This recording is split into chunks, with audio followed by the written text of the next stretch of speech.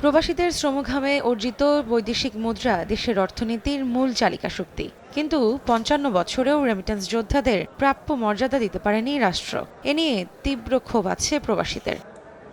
নির্বাচনী প্রতিশ্রুতি অনুযায়ী এবার প্রবাসীদের সামাজিক মর্যাদা বৃদ্ধি আর আর্থিক প্রণোদনা নিশ্চিতে প্রবাসী কার্ড নিয়ে আসছে বিএনপি সরকার। আগস্টে শুরু হচ্ছে পরীক্ষামূলক কার্যক্রম। শনিবার প্রধানমন্ত্রীর কার্যালয়ে তারেক রহমানের সভাপতিত্বে এই সিদ্ধান্ত নেওয়া হয়।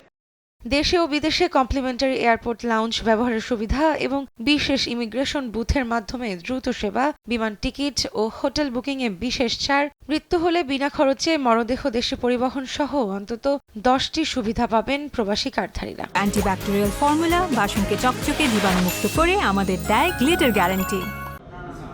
প্রথম পর্যায়ে জনতা ব্যাংকের মাধ্যমে প্রবাসী ডেবিট কার্ড ইস্যু করা হবে। চলতি বছরের মধ্যে 50,000 এবং আগামী বছরের জুনের মধ্যে 2 লাখ প্রবাসী কার্ড বিতরণের লক্ষ্যমাত্রা নির্ধারণ করেছে সরকার। বিদেশে বসবাসরত সব বাংলাদেশিকে পর্যায়ক্রমে কার্ডের আওতায় আনার নির্দেশ দিয়েছেন প্রধানমন্ত্রী।